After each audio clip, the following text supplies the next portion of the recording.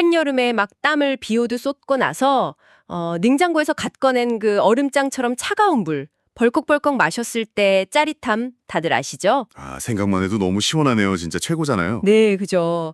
근데 참 이상한 일입니다. 그렇게 시원하게 갈증을 확 해소했다고 생각했는데 불과 한 5분도 지나지 않아서 더 지독한 갈증이 찾아와서 입술이 바짝 마른 적 청취자님도 있으신가요? 맞아요. 물을 마셨는데 오히려 더 목마른 그런 기분 들 때가 꼭 있어요. 네네. 사실 우리의 몸만 그런 게 아니라 우리의 마음도 이와 똑같거든요. 무언가를 간절히 원해서 이제 마침내 손에 쥐었다 이렇게 생각하는 순간에 오히려 전보다 더 거대한 공허함이나 목마름이 막 밀려오곤 하잖아요. 맞습니다. 뭔가 채워진 것 같은데 다시 턴 것 같은 느낌이죠. 그래서 오늘 심층 분석에서는 바로 이 끝없는 마음의 목마름을 완전히 끝내버릴 아주 흥미롭고 강력한 자료를 함께 파헤쳐 보려고 합니다. 자, 이 부분을 파헤쳐 볼까요? 네, 오늘 우리가 함께 탐구할 자료는 바로 이민기 전도사님의 설교 원고입니다. 이민기 전도사님의 설교군요. 네, 맞아요. 설교의 제목은 예수님 안에서 새롭게 되어요이고요. 바탕이 되는 성경 본문은 요한복음 4장 13절에서 24절, 그리고 요한복음 7장 37절에서 38절입니다. 요한복음 4장과 7장이네요. 청취자님들도 잘 기억해 두시면 좋겠습니다. 네, 청취자님, 오늘 이 자료의 깊은 의미를 진짜 제대로 분석하기 위해서 우리는 아주 특별한 렌즈를 하나 장착해야 하거든요. 바로 구속의 안경이라는 개념입니다. 구속의 안경이요? 네, 구속의 안경이요. 안경을 끼면 막 흐릿하던 시력이 선명해지는 것처럼 이 안경을 끼면 평소 우리가 세상을 바라보던 방식이랑은 전혀 다른 무언가가 보인다는 그런 뜻으로 들리는데요. 와, 정확합니다. 그 질문이 이 개념의 핵심을 딱 찌르네요. 이 구속의 안경은 사람의 겉모습이나 사회적 지위를 보는 그런 렌즈가 아니에요. 겉모습을 보는 게 아니다. 네. 하나님이 죄로 인해 산산조각난 우리의 깨어진 형상을 어떻게 다시 새롭게 회복시키시는지 그 은혜의 과정을 선명하게 보게 해주는 세계관이거든요. 그러니까 겉으로 보이는 행동 이면에 숨겨진 그 가장 깊고 부서진 갈망을 꿰뚫어보는 안경이군요. 맞아요. 그래서 오늘 우리는 이 렌즈를 딱 끼고 아주 오래전 사마리아의 한 우물가에서 일어났던 매우 기묘하고도 특별한 만남 속으로 들어가 보려고 합니다. 좋습니다. 뜨거운 태양이 살갗을 태울 듯이 내리쬐던 사마리아의 야곱의 우물가입니다. 청취자님 한번 머릿속에 이 장면을 쫙 그려보세요. 네, 상상해 보는 거죠. 예수님이 제자들과 먼 길을 걷다 지치셔서 이 우물가에 잠시 앉아 쉬고 계십니다. 바로 그때 한 사마리아 여인이 무거운 물동이를 이고 나타나죠. 네, 물을 기르러 온 거죠. 여기서 우리가 주목해야 할 첫 번째 포인트는 이 두 사람의 만남이 당시의 사회적 문화적 배경으로 볼 때 그야말로 절대 일어날 수 없는 발생 불가능한 사건에 가깝다는 겁니다. 맞아요. 이미 전도사님의 원고를 보면 당시 유대인들은 사마리아인들을 쳐다보지도 않았고 마치 벌레 보듯이 무시하면서 상종조차 하지 않았거든요. 아예 말도 안 섞었다고 하더라고요. 네네. 길을 걷다 마주쳐도 절대 말을 섞지 않는 철저한 단절의 관계였어요. 그런 상황에서 유대인 남자가 사마리아 여자에게 먼저 말을 건넨다는 건 상상조차 하기 힘든 일이죠. 진짜 당황스러웠겠네요. 그럼요. 여인의 입장에서 이 상황이 얼마나 당황스러웠을지 제가 그녀의 속마음을 한번 대변해 볼게요. 아니, 어떤 유대인 남자가 갑자기 나한테 말을 거는 거 있지? 유대인들은 우리를 완전 무시하는데 당신은 유대인인데 어떻게 사마리아 여인인 저에게 물을 달라고 하십니까? 그러자 예수님이 이렇게 말씀하십니다. 내게 물을 좀 주시오. 그리고 이 지점에서 이민기 전도사님은 원고를 통해 이렇게 짚어주십니다. 자, 친구들, 예수님은 단순히 목이 말라서 물을 달라고 하신 것이 아니었어요. 단순히 물 한 잔 달라는 게 아니었군요. 네, 자, 청취자님, 방금 이 대화를 들으시면 그냥 지나가는 나그네가 목이 말라서 평범하게 물 한 잔 부탁하는 상황처럼 보일 수 있잖아요. 그렇죠. 겉보기엔 우물가니까요. 하지만 설교 자료는 여기서 아주 중요한 통찰을 제시합니다. 여기서 정말 흥미로운 점은 왜 이 만남이 그토록 이상했냐는 거죠. 예수님은 지금 육체적으로 목이 말라서 그 우물물을 달라고 하신 게 절대 아니라는 겁니다. 그럼 예수님이 시선을 둔 곳은 우물 안의 물이 아니었던 거네요? 맞습니다. 예수님이 보신 건 바로 여인의 마음속 아주 깊은 곳에 자리 잡고 있는 지독한 갈망이었습니다. 갈망이요? 네. 목의 축이는 그런 물리적인 물로는 절대로 채울 수 없는 영혼의 목마름을 보고 계셨던 거죠. 와, 저는 이 대목을 읽으면서 이 여인의 갈망이 현대 사회를 살아가는 우리의 모습이랑 너무 똑같다는 생각을 진짜 지울 수가 없더라고요. 어떤 점에서 그렇게 느끼셨어요? 우리가 일상생활에서 막 갈증을 느끼고 무언가를 채워 넣으려는 패턴을 한번 보세요. 청취자님도 이런 경험 무조건 있으실 겁니다.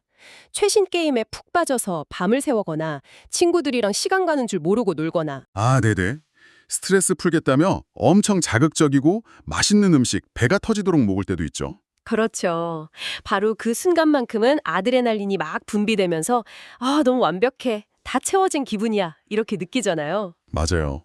그 순간은 진짜 행복하죠. 하지만 막상 집에 돌아와서 캄캄한 방 안에 혼자 덩그러니 누우면 어김없이 그 정체 모를 헛헛함, 공허함이 상 밀려옵니다. 아, 그 씁쓸한 기분 뭔지 알 것 같아요. 그럼 잠시 후면 또 다른 더 강한 자극, 더 새로운 즐거움을 찾게 만들죠.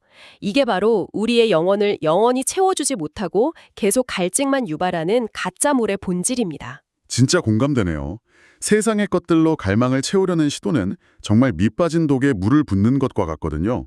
아무리 부어도 결국 가득 차지가 않아요. 맞습니다. 계속 빠져나가니까요. 그런데 예수님은 여인에게 그 가짜물이 아니라 그녀의 내면 깊은 곳에서 영원히 마르지 않고 솟아나는 진짜 생수를 주시기 위해 오셨습니다. 진짜 생수요? 네, 이 우물가의 만남은 어쩌다 길을 걷다 우연히 딱 마주친 그런 사건이 아니었어요.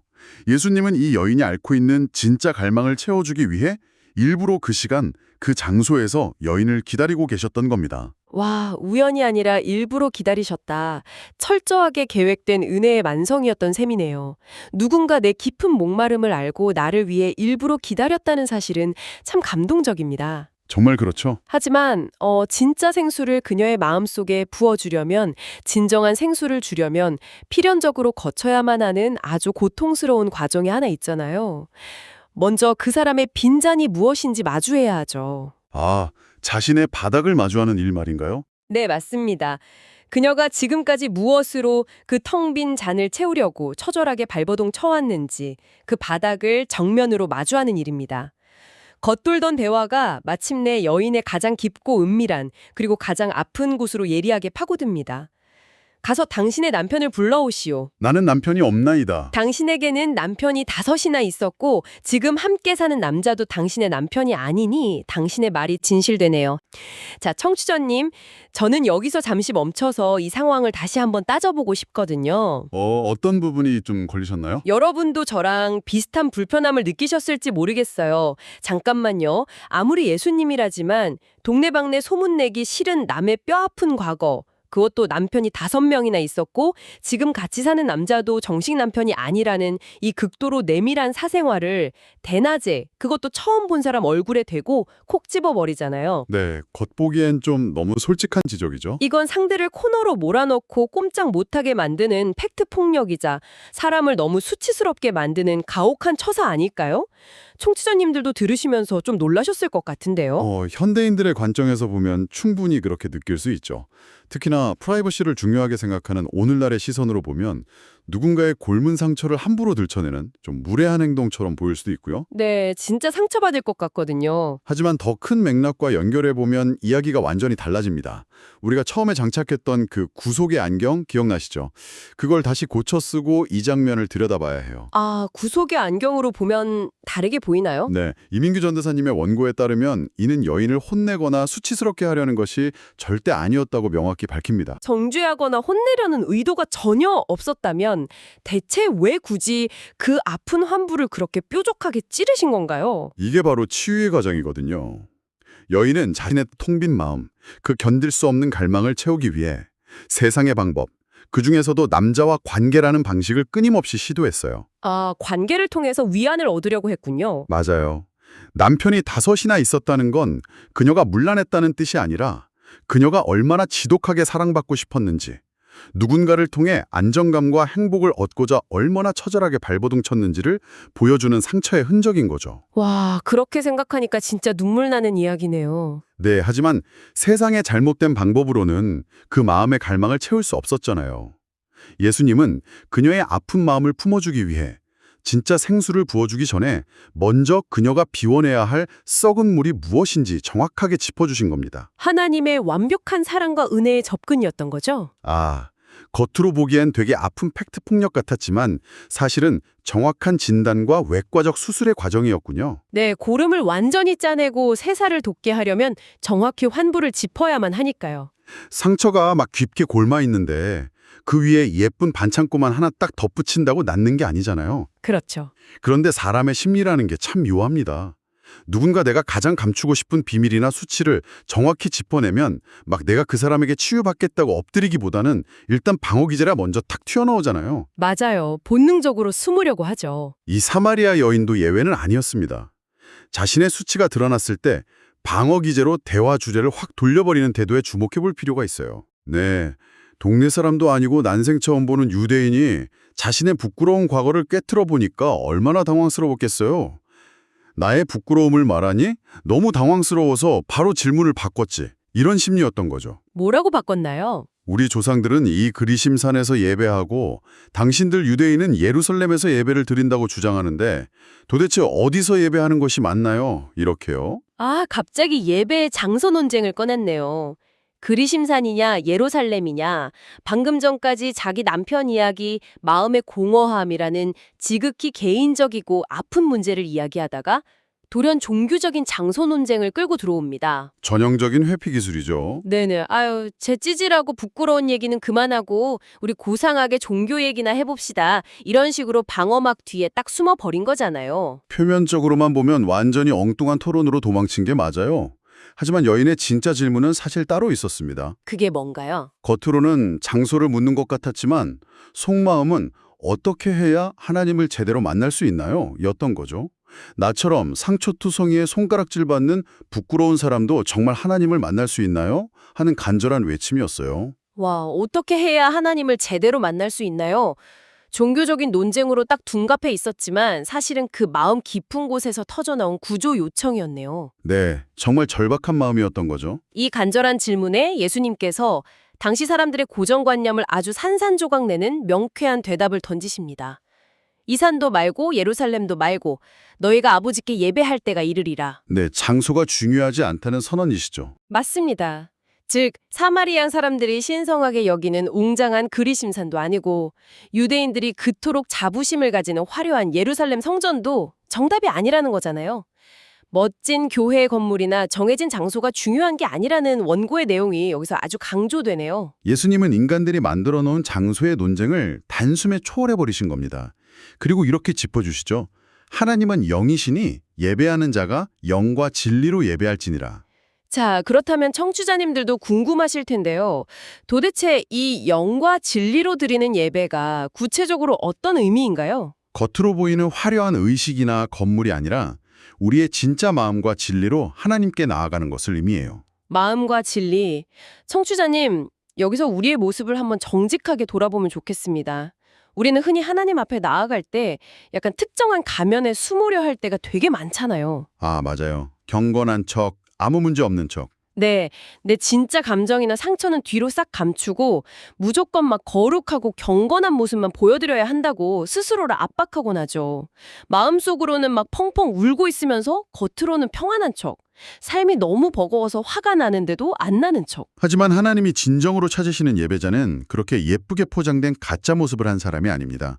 기쁜 마음, 슬픈 마음, 그리고 세상이 원망스러울 때조차도 그 거친 마음 그대로를 가지고 나오는 것. 있는 그대로 나오는 거군요. 네, 내 빈잔의 크기를 솔직하게 인정하고 하나님을 간절히 바라는 그 갈망하는 마음, 있는 그대로 나아가는 것. 그것이 진짜 예배의 힘을 오늘 청취자님들께 따뜻하게 전해드리고 싶네요. 아, 가짜 경건함의 가면을 벗고 부서진 마음 있는 그대로 하나님께 나아가는 것. 진짜 위로가 됩니다. 자, 이렇게 진정한 예배의 의미를 깨닫고 마침내 메시아를 만난 여인에게 과연 어떤 물리적 변화가 일어났는지 살펴볼까요? 네, 이 이야기의 클라이맥스죠. 여인의 마음속 가장 텅 비어있던 공간이 영원한 생수로 가득 채워지는 순간입니다. 와, 어떤 일이 벌어졌나요? 여인에게 아주 놀라운 변화가 일어나는데요. 여인이 자신이 물을 기르러 왔다는 사실조차 까맣게 잊어버리고 물통을 우물가에 버려둔 채 마을로 막 달려가서 예수님을 전하기 시작합니다. 잠깐만요. 물통을 버려뒀다고요? 청취자님, 저는 이 장면의 아이러니가 진짜 극적이라고 생각하거든요. 이 여인이 원래 어떤 사람이었나요? 부끄러움 때문에 사람을 피해서 가장 뜨거운 한낮에 몰래 물을 기르러 오던 사람이었잖아요. 네, 철저하게 세상으로부터 숨어 살던 사람이었죠. 그런데 내면의 갈망이 생수로 채워지니까 자신이 가장 피하던 사람들에게 가장 먼저 달려간 겁니다. 와서 보십시오. 이분이 그리스도가 아니겠습니까? 하면서요. 단숨에 삶의 방향성이 완전히 뒤집혀버린 이 엄청난 역동성, 진짜 놀랍지 않습니까? 수치심으로 꽁꽁 싸맸던 여인이 이제는 사람들에게 다가가 예수님을 전하는 사람으로 완전히 변화된 거죠. 이것이 우리가 처음 꼈던 구속의 안경을 통해 보게 되는 진정한 회복입니다. 아, 그렇군요. 세상의 것이 아닌 예수님만이 주실 수 있는 생명수, 즉 하나님의 구원의 은혜와 사랑을 마신 사람은 이렇게 진짜 기쁨으로 채워지는 새 사람이 된다는 것이 바로 구속의 안경 세계관의 핵심 결론입니다. 자, 그렇다면 이제 청취자님께 직접 질문을 던져보겠습니다. 청취자님은 언제 가장 목이 마르신가요? 육체적인 목마름 말고 마음의 목마름 말이죠. 네, 막 땀 흘릴 때나 짠 음식을 먹을 때처럼 우리의 마음도 텅 빈 것 같고 사랑과 행복을 간절히 원할 때가 분명히 있거든요. 맞아요. 세상의 것들로 빈잔을 채워보려 하지만 그건 가짜물이라서 금방 다시 목마르게 되죠. 그래서 오늘 본문인 요한복음 7장 37절은 우리에게 아주 분명한 해결책을 제시합니다. 네, 누구든지 목마르거든 내게로 와서 마시라 라고 하셨죠? 오직 예수님만이 주실 수 있는 생명수가 우리를 진짜 기쁨으로 채우는 새 사람으로 만든다는 거네요. 세상에 썩은 물을 찾기 전에 가장 먼저 하나님께 나아가서 진정한 생수를 마실 때 비로소 완전한 해가를 얻게 되는 거군요. 네, 오늘 사마리아 여인의 놀라운 변화가 그것을 완벽하게 증명해주고 있습니다. 네, 오늘 우리가 진행한 심층 분석은 여기까지입니다. 예수님 안에서 새롭게 된다는 것의 의미, 그리고 우리 마음의 갈망을 들여다보는 아주 뜻깊은 시간이었습니다. 전문가님, 통찰력 있는 분석 감사합니다. 저도 오늘 우리 내면을 비춰볼 수 있어서 참 의미 있는 시간이었습니다. 자, 청취자님, 오늘의 이 깊은 대화를 마무리하면서 여러분을 위한 아주 도발적이고 깊이 있는 질문 하나를 드리고 싶습니다. 이전 대화에서 명시적으로 길게 다루진 않았지만 설교 자료에 물통을 버려두고 라는 디테일에서 파생된 질문입니다. 어떤 질문이죠? 사마리아 여인은 영원한 생수를 발견한 순간 원래 자신이 우물에 온 유일한 목적이었던 그 물통을 미련 없이 버려두었습니다. 청취자 여러분, 혹시 여러분의 손에는 진짜 갈망을 채워주지도 못할 비워지고 또 비워질 낡은 물통이 너무 꽉 쥐어져 있진 않나요? 낡은 물통이요? 네, 영원한 생수를 맛보기 위해 오늘 여러분이 우물가에 내려놓아야 할 그 물통은 과연 무엇일까요? 와, 오늘 하루 꼭 고민해봐야 할 깊은 질문이네요. 네, 오늘 하루 이 질문을 조용히 품어보시길 바랍니다. 다음 시간에도 여러분의 영혼의 갈망을 꽉 채워줄 흥미로운 자료로 돌아오겠습니다. 함께해 주신 청취자 여러분 진심으로 감사합니다. 좋은 하루 보내세요.